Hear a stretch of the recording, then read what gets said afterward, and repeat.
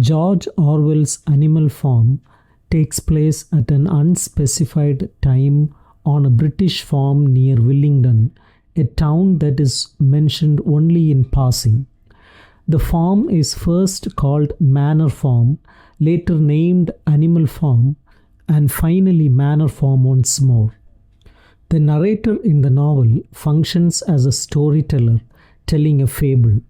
The third person point of view, traditionally used for fables and fairy tales, is the one Orwell chooses for the novel. His tale of an animal rebellion against humans, in which the pigs become the powerful elite. The storyteller in this case, as is also typical of the fable, tells the reader only what is needed to follow the story and the minimum about each character without commentary. Let's see the summary of the novel. As Animal Farm opens, Mr. Jones, the owner of Manor Farm, is drunkenly heading to bed. The animals gather in the barn as old Major, the prize boar, tells them that he has thought about the brutal lives that the farm animals lead under human bondage and convinced that a rebellion must come soon in which the animals throw off the tyranny of their human oppressors and come to live in perfect freedom and equality. Major teaches the animals Bees of England, a song which will become their revolutionary anthem. A few days later, Major dies. The animals under the leadership of the pigs begin to prepare for the rebellion. Two of the pigs, Snowball and Napoleon, elaborate Major's ideas into a complete system of thought known as animalism. The rebellion comes much sooner than anyone thought, and the animals break free of Jones' tyranny and drive the humans from the farm. Snowball and Napoleon paint over the name Manor Farm on the gate, replacing it with Animal Farm. They also paint the basic principles of animalism on the wall of the barn. They prepare the 7 commandments. 1. Whatever goes upon 2 legs is an enemy. 2. Whatever goes upon 4 legs or has wings is a friend. 3. No animal shall wear clothes. 4. No animal shall sleep in a bed. 5. No animal shall drink alcohol. 6. No animal shall kill any other animal. 7. All animals are equal. The farm passes through an idyllic time in which the animals work joyously together and make a great success of the harvest. The animals all attend weekly planning meetings at which the decisions for the future of the farm are made. After realizing that some of the other animals cannot read or remember the 7 commandments, Snowball boils these commandments down to a single maxim: 4 legs good, 2 legs bad. But all of the milk and apples on the farm, it seems, are now to be reserved for the pigs alone. News of the rebellion at Animal Farm begins to spread, and animals across the countryside are singing Bees of England. The neighboring farmers, led by Mr.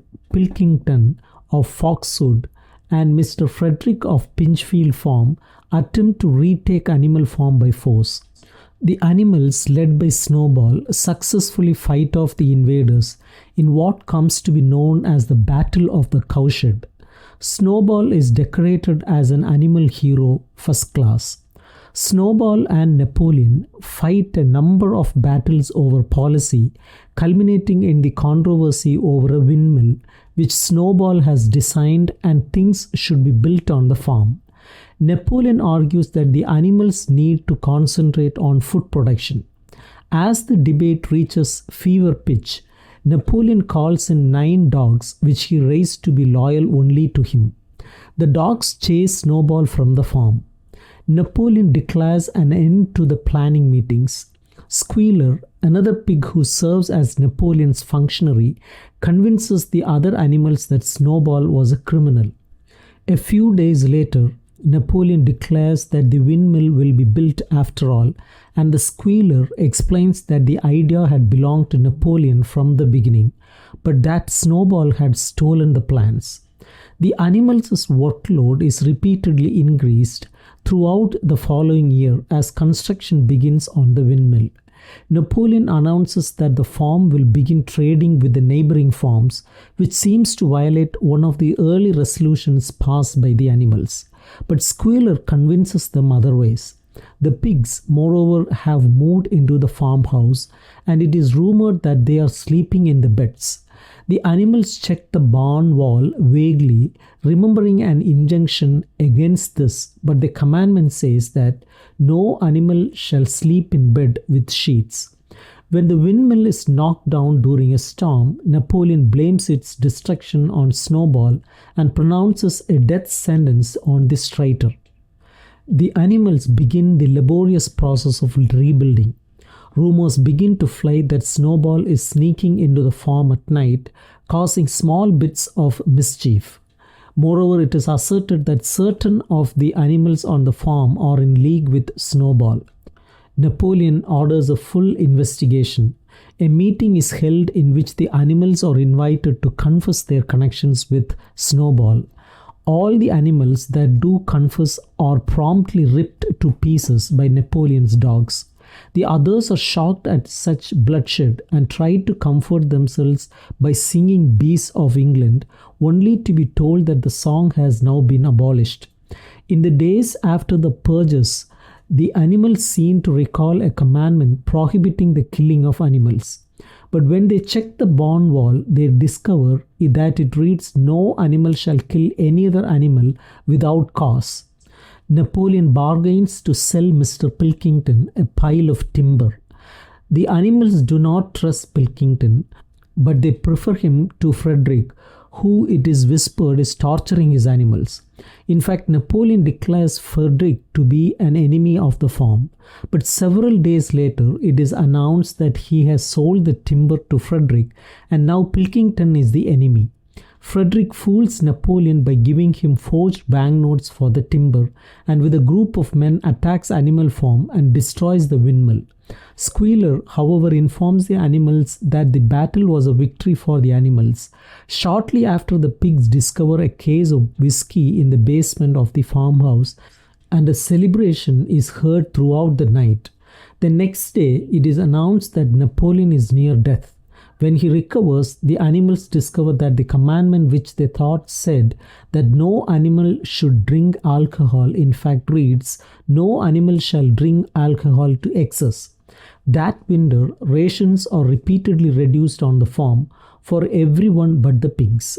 The animals are kept content, however, though an ever-increasing number of formal ceremonies. An old cart horse, Boxer, who has worked tirelessly for Animal Farm, suddenly takes ill. Napoleon announces that arrangements have been made to treat Boxer in a hospital in town. However, the truck that arrives to take Boxer away belongs to a horse slaughterer, and the animals erupt in a great outcry. They are pacified by Squealer, who tells them that, in fact, the truck has been purchased by the veterinarian but has not been repainted. The years pass, and the animals lead harder and harder lives, though at least no animal is lorded over by a human. Then one day Napoleon emerges from the house on two legs. The sheep's traditional chant of 4 legs good, 2 legs bad has now somehow been changed to 4 legs good, 2 legs better. And the 7 commandments have now all been erased from the barn wall and replaced with a single commandment. All animals are equal, but some animals are more equal than others. The pigs begin reading newspapers, wearing clothes, and carrying whips in the fields. They call for a meeting between themselves and the human owners of the surrounding farms, at which Napoleon announces that the name of the animal farm has been changed back to Manor Farm. The other animals peek in the windows of the farmhouse as this meeting progresses and are stunned to discover that they cannot tell the difference between the men and the pigs at all.